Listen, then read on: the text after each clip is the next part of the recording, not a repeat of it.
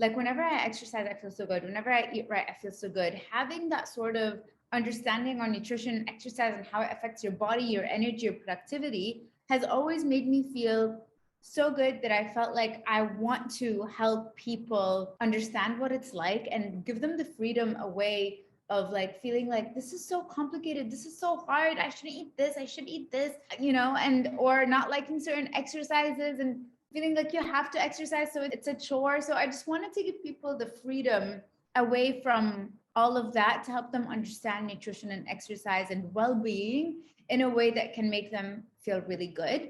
So that's how I got into it, because I put myself out there all the time with my own exercise regimen, with my mentality and philosophy on exercise, that they're like, oh my God, she can help me reach my goals. I want to kind of train like that. I want to have her passion towards exercise or her love towards exercise, or maybe she can motivate me.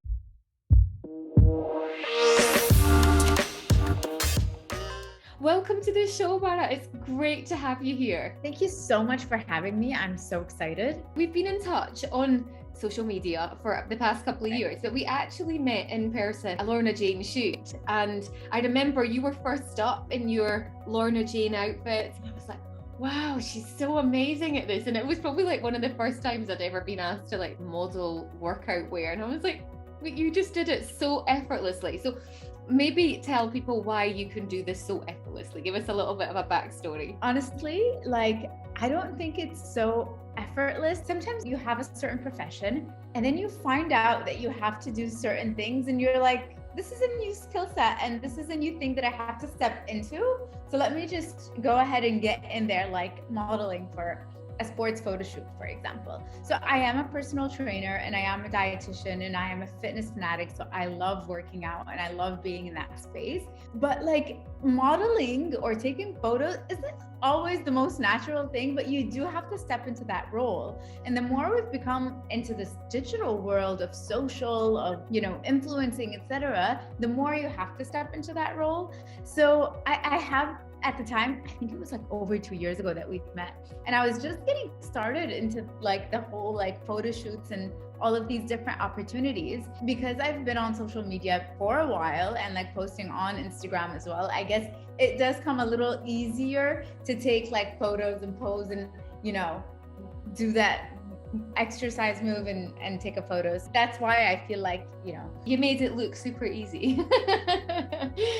So how did you get into this space? Was it a particular point? Have you always been a fitness fanatic? Because I've seen a shift from those 2 years in your business, but maybe before we get to that and my observation, how did you get into it? What made you pursue that career? Absolutely. So I did study dietetics. I'm a registered dietitian. That was my undergrad. I was always interested in nutrition, exercise, and whenever you're at a lunch table, everyone's always giving like all sorts of advice, like don't eat this makes you young, this keeps you this, you should be eating this for breakfast. And I'm like, oh my God, what is that world?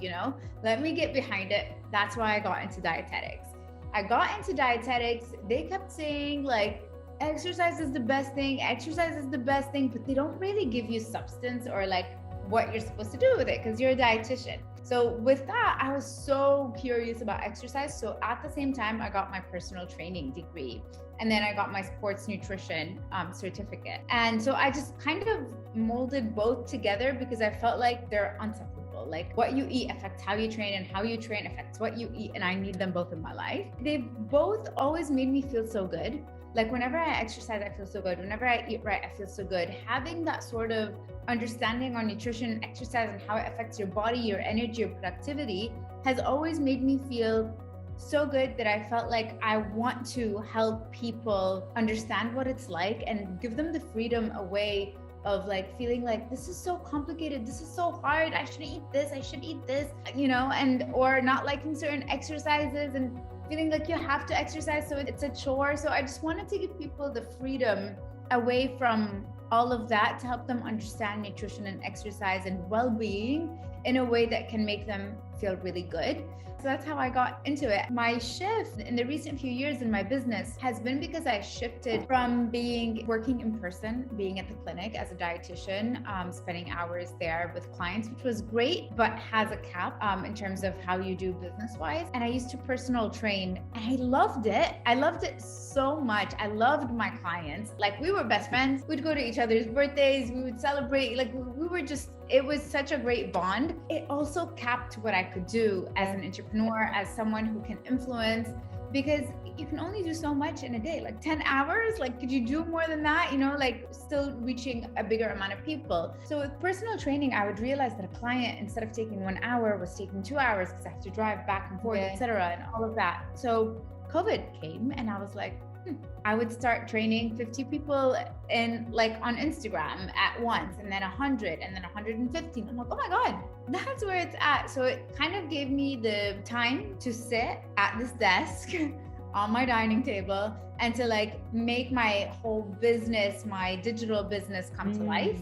And so I've migrated from doing any of the things in person to going ahead and doing everything digital, from finding out what platform, recording videos, putting things out there, which gives me now the space to create more and to reach more people, to have my podcast in Arabic and English. So there's a lot to do. And so I was just trying to give myself the power of time while still helping a lot of people. So that's when a big shift kind of happened. Because I have noticed it on social media, something has changed, but it wasn't necessarily that I saw every post that, your business model had changed or what have you. So it was always there through supporting that we had worked together. So what are your products now? What do you offer to clients? Over the years, I've also changed that, but I offer them ways to lose fat, gain muscle, so they can feel sexy, so they can feel confident, so they can feel their best. And I do that through several ways. So one of them is an educational course, because I believe in the power of education. Like, I believe in learning through podcasts, through videos. Yeah.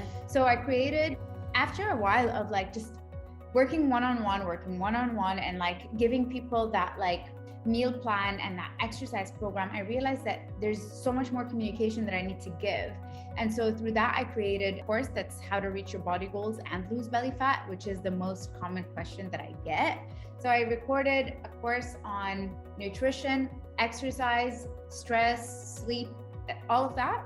And that's how people can learn more on a bigger scale. They get the overall arching picture. And then I help them on a smaller scale through the course as well, by giving them workout programs, meal plans to help facilitate and make it easier. But I think understanding the overall picture is so much better than just giving you like, here's your 500 calorie meal plan, like go apply that. And then you're like, but I don't want to anymore. What do I do? So then I sort of tell you like, oh my God, let's talk about freedom, how you could possibly live a really healthy lifestyle and have that freedom yourself.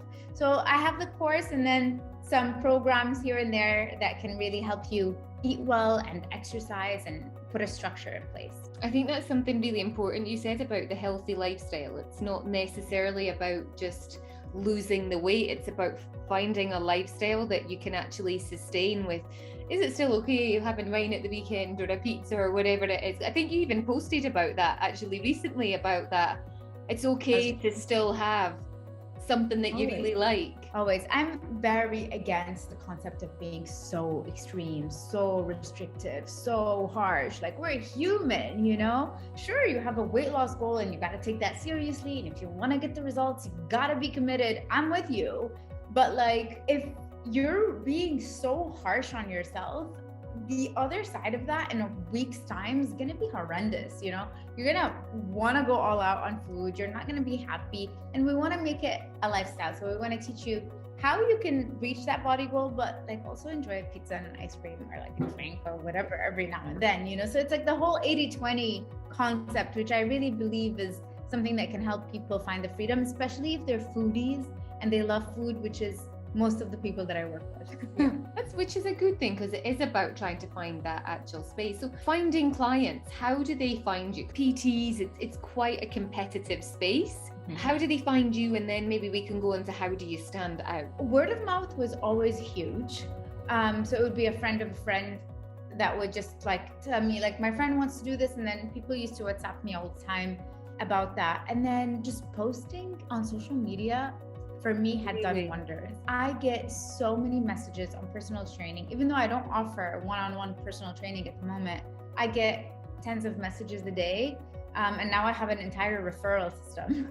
So I refer to certain PTs because I don't do it anymore, but I still get a lot of people who ask. And I believe the reason that I get those clients is because I put myself out there all the time with my own exercise regimen, with my mentality and philosophy on exercise, that they're like, oh my God, she can help me reach my goals. I want to kind of train like that. I want to have her passion towards exercise or her love towards exercise, or maybe she can motivate me. So I think people kind of see through my love for it through social and the content that I put out that helps people, and then they just reach out. So my main place is Instagram, I would say. Wow. And is that growing more recently, or have you just found it's growing nice and steadily, or what's been some of the sort of observations for that? At the time of this podcast, I have around 110K followers, but I would say even when I had 4K, like that was my main place of getting people to with me. So even when I had 4,000 followers, I would still get people. That's how I filled up my time, you know? And then your time is limited at the end of the day. So you're going to get those 10 clients for the month. And then you're like, okay, I can't do anymore. Then my messaging has always been the same. Since I had no followers to now, it's always about finding movement that you love, exercising, feeling good, non-restriction to a sick degree or anything like that. And it's just that freedom. And I think that attracts people as long as you stay true to what you believe in. I think people like different approaches. Some people really like this approach. And then there's the whole like military approach of like personal trainers that are very harsh and like they're like drill sergeants. And that works for a lot of people. So I think it's just the more you are yourself in the way that you do it, the more you're gonna attract the right crowd. Personal brand standing out. There was something I listened to or watched yesterday, and it said, never change you. The more you are you, the more you will attract the right clients. And I thought it's so spot on. Absolutely. But it's not easy, by the way, to be you. And that's what I've learned over the 4 years or 5 years that I've been doing this, is that sometimes you consume so much content that you sort of become like other people, and you're like, oh, she has 2 million followers. Let me do exactly what that person is doing. But then you're like, okay, no, I should get inspiration from that person. Absolutely. But I can't be that person, right? So, and then finding that voice by avoiding over consuming content, so you can really like hone in on that voice, is so important. And it's something I work on. Like for the past 2 years, I've been really working hard at that. So I think that makes a huge difference. How do you keep growing what you were doing? Have you got a new program that's coming out, or is it people joining your existing program? What's the cost of that, by the way, for someone to join, and how does it work? The course is a relatively really approachable, good, affordable price. It's at 97 USD. And the reason why is because I really want people to access that and then do whatever they want afterwards, you know? Either go for a premium option of personalized training of like 800 USD or more, or like go for a membership, which is just $35 a month, you know? So I kind of provide both. So you can go for something that's affordable and really good, or you can go for something that's premium. At the moment, in terms of how I'm working with my business, I love creating products. I wish I could always be in a creative phase.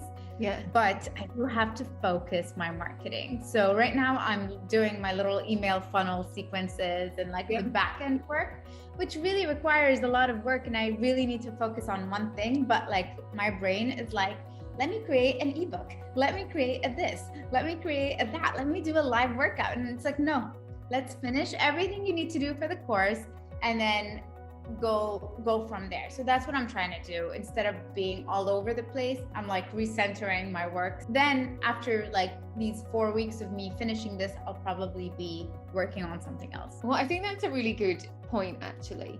Focus, because it's something as an entrepreneur we get really carried away with. And especially as well, you're saying from a PT perspective, you love creating. From a style perspective, I'm not solely in that industry now. The industry is personal branding. Style is just one part of that, but there's still that creativeness in me that loves to pull outfits together and transform someone straight away. So I completely get where you're coming from with the focus aspect.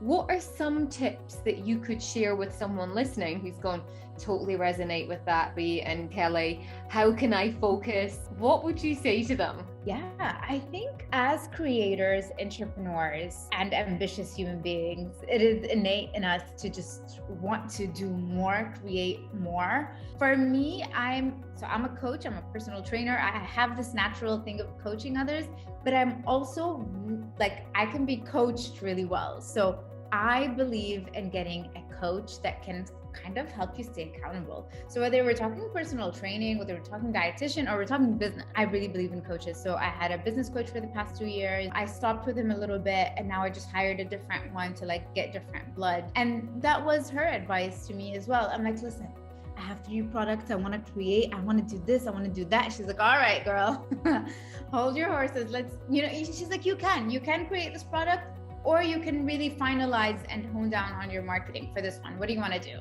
And the little perfectionist inside me was like, okay, fine. I'll just finish all of that. I'll wrap it up nicely, and then I'll move to something else. So that's what I'm doing. I think asking yourself the question of, you can do anything you want to do right now. What is it that you really want to do? And then give yourself a time period, like 6 weeks, 8 weeks, or 12 weeks to complete that and see that through before moving into something else. And I think that applies with nutrition goals, exercise goals. Anything you want to do, you gotta give it time, 6, 8, 12 weeks, 16 weeks to see the result. We can't just give up after a week of trying, and that's what happens so very often. But I find that one of the things that can keep me accountable is having someone, an accountability buddy, whether that's at the gym or like business, or my VA, or myself with my little goal notebook. So holding yourself accountable for a certain time, to give yourself the time to finish something, because we often don't give ourselves the time. We give up, or we stop, or we get distracted a week in. So I've got to recap, because they're really good points. So it's get yourself a coach, whether that's in business, whether that's nutrition, whether that's sort of any aspect. Interestingly, I completely agree with that. And I've hired coaches for the past 15, 16 years in business. And I often think it's really important as well. I was saying it to a client earlier today as well. If you can't be expected for clients to spend X amount of thousands of US dollars if you haven't prepared and you haven't invested in that kind of thing. So you've got to get comfortable with spending and learning from that. So my next coach that I've hired, because I get one specific to something that I'm going through, which is writing a book. So I'm now working with a coach over the next 3 months to get the book finished that I've been wanting to do for ages. So we've got, yeah, exactly. Get yourself a coach. We've got, get clear on what you want to do. Give yourself a time frame. Whether that's because if we give ourselves so long, it's going to take us so long to do it. If we give ourselves a shorter time, or whatever works within it, but give yourself a time frame, and then an accountability buddy in, again, whatever aspect that is, like you say, in professional, in personal. I have an accountability buddy for the gym, and it's made such a difference. I would say the amount of times that I wouldn't have just gone to the gym, but I know that she's waiting for me downstairs. Or no, she's not literally waiting for me, but she will be if I don't get my ass up to go to it. It's game changing. Yeah, I find that when we have accountability, you're like, I just gotta show up. I can't not, and then you always feel better afterwards, don't you? 100%. I know sometimes when Natasha is not on form, but at the end she'll be like, that would have been one of those sessions I wouldn't have done today. And then there's been others where I've been like, do you know what? I probably wouldn't have done today, but you've forced me to just be there. And I can see the results now, it's so good. Which actually brings, I can't believe we haven't met at the same gym. So do you train? Because I'm early, I'm 6 a.m. When do you go? I'm an 11 a.m.er. I used to go at 7 or 6. Yeah. I used to do this whole 5 a.m. club business, 5, I meditate, I do this, I do that. But I don't have kids. I work from home. I'm pretty accountable, and I get my stuff done. So then I'm like, why am I waking up at 5 if like I don't really need to? So every now and then I kind of switch my schedule around to what I kind of feel like doing. I think this past year, for the past 6 months, I've just been going at like 10 or 11 a.m. I meditate, do my whole morning routine in the morning, work for a few hours, then I'll need a break anyway, because I can't work for too many long hours. So I go to the gym from 11 to 12:30, come back home, have lunch, and then have like a second shift of work until 6 p.m. And so that's been working. And that's kind of how that works for you. Interesting you say the 5 a.m. So I'm always been an early riser, but yeah, I'm in the 5 a.m. club and I currently love it. So let's see how long it lasts. Because I've saved a number of your posts recently and I've got a lot of questions on the fitness side to ask, but one of them I was more so kind of general. What is one of the mistakes that people make when they first kind of start that fitness routine or working out? What would you say that people make the mistake doing? So it kind of depends on their objective is and how they're starting. But I would say it's the not putting a plan or the giving up before putting a plan even. Like you just sort of go to something and then you're not consistent with it. And then you start developing like this negative relationship with the whole thing because you're like, I don't know, I'm not seeing results. This is not working. I don't know what this is. So maybe like the lack of information or education about what you need to be doing. So sort of having like a starter kit of like, all right, I'm going to be going for these 4 days to the gym. I'm going to be going at this time. My goal is this. And to reach that goal, I'm going to do this. So having that kind of plan just, I think, allows people to stay a little bit more structured and they're a lot more likely to stick to it rather than just doing random things or just having a goal isn't something that's strong enough for them to stick to, you know, not a very strong reason why they're doing something or just wanting to do like abs and butt, you know, like not do like I forget what they call it, like booty and something. So just doing those without having a strong reason why, I would say is one of the common mistakes. What would be specific goals? Give some examples of some specific goals that clients have had over the past sort of year or so, maybe that you can go, yeah, that was a really clear goal. Yeah, so it could be a skill goal, or it could be a physical goal, or it could be a performance goal. So you can choose. For example, one of my goals, let's say, is to be able to pull up, be able to do 10 pull-ups by July 2022 by working out full exercise skills twice a week. Like that's a very specific goal. Like I gave you how many I want to do, by when I want to do them, and how I'm going to do them. So this is kind of a skill.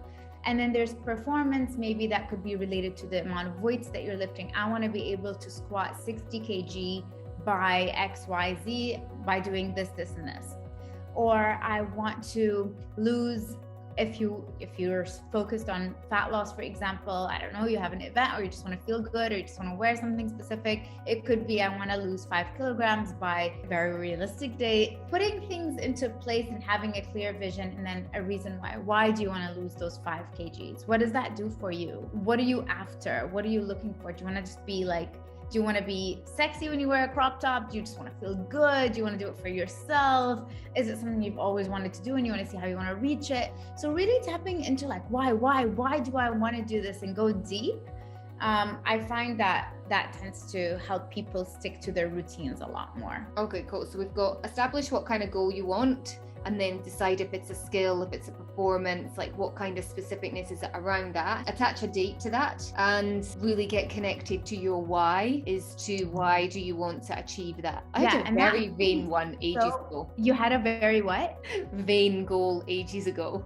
That's how we all start though. And like sometimes it stays, but you build on it. And that's okay. Like being vain or wanting something very physical or aesthetic is part of human nature too, you know? But what was yours? You want to share? Yeah, well, this was after my divorce and I had gained quite a few unhealthy kilos, loving life and just, you know, being unhealthy and what have you. I lived in a hotel. It was all fabulous. The backlash of that wasn't amazing on the body. And my goal was I wanted to have the confidence to post a picture of me wearing a bikini on social media. And I remember I told the PT, like, this is 5 years ago. And I remember I told him, and he's like, oh, we get those kind of things all the time. Because I felt really embarrassed, that it was really vain. But for me, I got sent so many swimwear pieces that I would never, ever, ever have dreamed of wearing them. That was like, people always send me these things, I couldn't wear it. So 5 years ago, that was one of my goals. If you look at my social media, you see that it's quite often there's a bikini picture and a glass of rosé somewhere in that. My goal now is pull-ups. And to be fair, it's actually been a goal for a while, but I think I've been making a bit of a mistake. I was smiling when you were saying pull-ups because you just did a post about it actually, where you'd gone from yours in the transition. It was amazing. Yeah. So, what's really cool is that I have always been trying as well, but I really didn't know how. And then it wasn't until I wrote it out. It was New Year's Eve, very cliche. And I wrote, I want to do 10 pull-ups by May 2021 by exercising pull-ups 2 times a week and hiring a coach. So I also hired a coach specifically for that. So I took it very seriously while having fun in the process. And I think what's important to know is that we don't always know what we're doing. Everything I had done before, all the years of exercise, all the work I've done, even though it wasn't very specific, even though I wasn't doing pull-ups all the time, it did give me a strong back. It did give me a strong foundation, which is what helps you pull up, right? So even if you don't know how you're gonna get there, still showing up in those years is gonna help you actually get there a lot faster. So I ended up doing the pull-ups in a month's time versus years of trying to do them. Exactly, because I was so focused. And that's why I'm so pro telling people to ask themselves why, how, what, the plan. Come on, let's put it together. And once you do, magic happens. But also just being compassionate with yourself about your learning journey, because that is how we grow. We have to make mistakes, we have to fail, we have to we have to see it and be like, what am I doing wrong? And that's how we learn. It's trial and error. But there are people who can help us break this down. When you ask an expert, they're going to be able to tell you, okay, here's how you go from A to Z, or A to B. That's why I believe in the whole coaching industry. So I've got a question. I'll share mine, you share yours. And I do actually love that even still, people expect that even when you're in, say, the fitness industry or in it, that you kind of completed all your goals, but you don't. There's still things that you want to improve and get better. So what's one of your fitness goals? And I'll share one of my fitness goals. Oh, I love that. I want to get better. I like to develop. I'm always trying to develop something. I'm good at handstands. I can kind of do a handstand. I'm scared of falling. We weren't in gymnastics when we were younger. I was always scared of tumbling. I have that huge fear of falling and hurting my back. So I want to be able to handstand and do the splits, hopefully by the end of the year. So that's something I'm going to be working on. To go back to your why do you want it? That's a good question. So I like to prove to myself that I can do anything I set my mind to. I find there's a lot of power in breaking barriers of saying things to yourself or limiting beliefs, right? Of saying, I can never do a handstand. I can't do that. I never learned how to do it. It's not for me. I don't like that, So I like to prove that wrong, and I like to be able to do the things that I think look good and empowering myself to do it, because then it opens places for me. Like, hey, you did that. You can also do this. You can also do that. It's mindset as well. And it looks awesome in pictures, Kelly, doesn't it? I don't know. I can't do a handstand. I'm not quite sure. I might add that to my goals. I'll leave that to you. But certainly for the modeling, the fitness clothes, being able to pull off something like that, 100%. Pretty cool. I would say, and I think it was one of the posts that I had seen was yours, was to do a pull up. I feel like I've had this goal for so long. Speaking to you today, I'm like, right, okay, let's commit to a date. And then you had mentioned in that post twice a week. You just mentioned it there just now as well. Commit to doing exercises on doing the pull-ups twice a week. I would like to be able to do 5 unassisted, because I can do them with a band, but do them unassisted before I go back to the UK this summer. Okay, amazing. You gotta train hard, but we can do it. And if you like, even if you do 3 unassisted, it's insane. Yeah. And I really believe that you can do it if you put your mind to it, for sure. I think there's a lot to be said for social commitment as well. So I actually haven't publicly shared that that's one of my fitness goals, but now I feel like I don't have, even more. I remember when I first started my business, actually, I read about that social commitment. When you tell people that you're going to do something, there's even more drive for you to actually go ahead and do it, because you never want to be that person who doesn't follow through or carry on with it. Exactly. And that's the thing. I've told people about my handstands and my splits. And I haven't seen them through just yet. So I'm like, okay, I'm gonna do this again. I'm gonna refocus and like put a specific goal and take it through. And I think it's important to know that sometimes you're not ready to see a goal through, and sometimes you are. And sometimes it starts as a dream, but eventually you'll get there and put a goal. And sometimes it's just like, it gets you excited, right? And I believe that the only time that you can actually pursue something, it's when you really, really want it and are like ready for it. Love it. Well, and then going back to the earlier bit, I've got my accountability partner checked in there, so that's good. And we've got clear on what we want to get. We've given ourselves a time frame. So now I just need to meet you one of the days at 11 o'clock and we'll do a session, which could be quite fun as well. What's one of the things that you've been most proud of throughout the sort of, how many years has it you've been in business? Well, my personal business, I think it's been like 5 years, but I've been working for 8. So what's been one of the things that you kind of look back and go, I'm really proud of that? There's honestly so much, but I had started my own physical business back in Lebanon with my 2 other friends at the time, and we carried like the entire stakes of having a business, of overheads and all of that responsibility, which is something I'm very proud of. I'm proud of migrating and shifting that to making it my own little business where I work by myself, and then shifting that to make it digital only. And then also to be recognized as an athlete by global huge brands like Adidas. I'm an Adidas athlete and ambassador, and that's something I'm super, super proud of. So just shining within my field, I feel makes me very happy and very proud, because I just love what I do and I love sharing that with others. So being recognized for it is a blessing. But I think also most proud is influencing people and seeing change and seeing that they're starting to love healthy recipes, and it's not like it's not nasty or like, oh, that doesn't look good, and people starting to see exercise as freedom rather than a chore.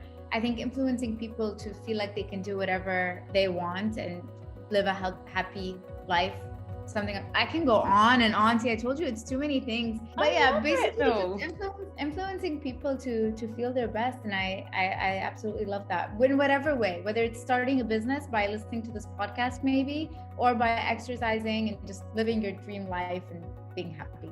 Love it. So on that, because we've talked quite a lot about the fitness side, let's talk about the food side and the nutrition.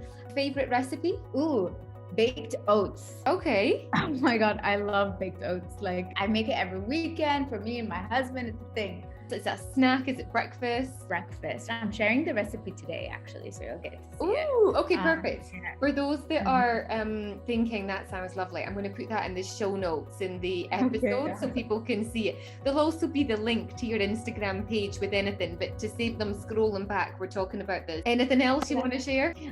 In terms of recipes, I love a really good summer salad with avocado and cherry tomatoes and olive oil, well-cooked salmon. I love a really nice, nourishing salad with color. So good. Nice.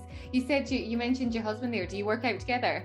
We used to. We've been married for 5 years, been together for 10. And when we before marriage, we used to work out together. After marriage, not so much.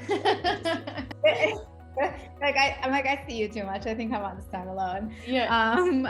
But yeah, it's not, sometimes we go together, but we don't work out together. Yeah.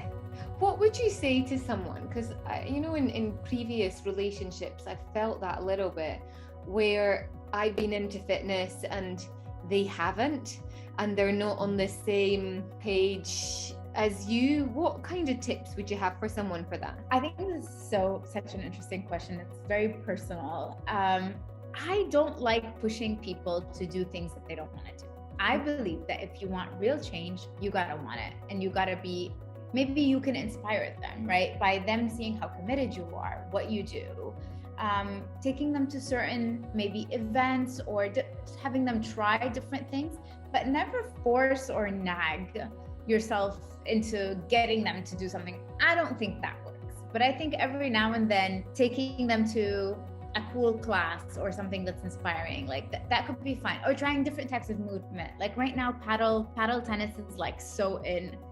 So maybe if your partner prefers to paddle tennis or volleyball, that's great. They don't have to go to the gym if they don't like that scene. But I also find very, very often my clients tell me like, hey, I've been going to the gym for the past month and now my husband's coming with me. And I'm like, that's amazing. So when they see that you're sticking to something, they end up sort of getting inspired. And that would be no different when I was, full-time celebrity styling.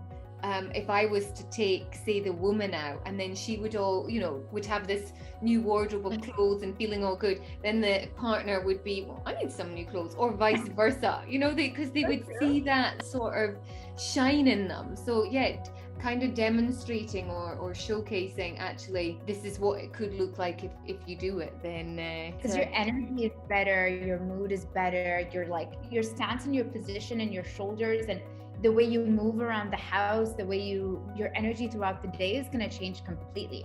And once that happens, they're like, oh my God, I want some of that. So it just naturally happens. You really don't have to push someone towards it. And as long as you're keeping a positive outlook on it, and yeah, I find that to be the best way. Just to add, there's a readiness for change. And some people are just so, let's say it's a scale of 0 to 5. Sometimes they're on 0. So no matter what you do, if this person is not on 3 or 4 or close to 5, which is like the level of like action and maintenance, then you're like, no matter what you do, you're not going to move them there. They just have to grow awareness and then inspire and then find their way, and then it's their journey. So you have to know that. Final question on that is not losing track with your nutrition or with working out when you're on holiday. What happens then? What's sort of your tip for not overeating? Or do you just go and enjoy it and worry about it when you come back? Oh my God.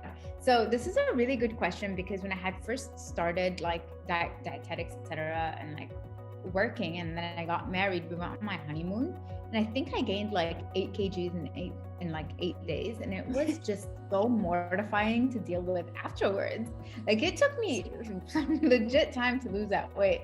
And that was really tough. And I think I learned a lot from that. Like, even though it was cool, I don't think, like, we never got hungry because it was an all-inclusive Maldives resort. So we were just eating and drinking, not moving as much. And to be honest, it was fun, but it didn't feel great. And since then, I've developed this kind of thing of working out just the way that I would work out while I'm at home. I work out on vacation. I go to the gym in the morning. And it gives me so much energy, so much more space for food too, because I just feel like I can eat more, because you also get hungrier. Listen, I'm a true foodie, so wherever I go, I really like to try the food, the drinks, the experience, the dance, the everything. I'm like fully there for it. So I feel like exercise is one of those things that helps me enjoy that more. But it doesn't always have to be the gym. So it depends on where you're going on vacation. If I'm going to my family house in the US and there's not a lot of walking or anything to do, then yes, I make it a point to go to the gym, because otherwise we're super sedentary. But if I'm going to New York, or I was just in Italy, we would walk our 30,000 steps a day. So I don't really need to work out, as not like you're just burning so much and you're being active. So it just naturally balances itself out. Staying in tune with what you're eating. Don't eat things that you don't really care for. I always believe in like choosing the things that you want to go for that really mean to you. So if you really like ice cream and you don't care for donuts, don't just eat a donut, just eat a donut. Like, just go for the ice cream. You know what I mean? Like, when you get the chance. I think picking and choosing the foods that really matter to you, not restricting yourself and having those, but also finding your way of moving. And not moving is also totally okay. So know that that's fine. But personally, I find it so hard to deal with weight gain afterwards. And I just prefer to enjoy food while I'm there, but also move because it feels good too. You know, it's not punishment. It feels great. And my husband usually takes it as an opportunity to deload or not work out, but he tends to complain afterwards. So it's up to you.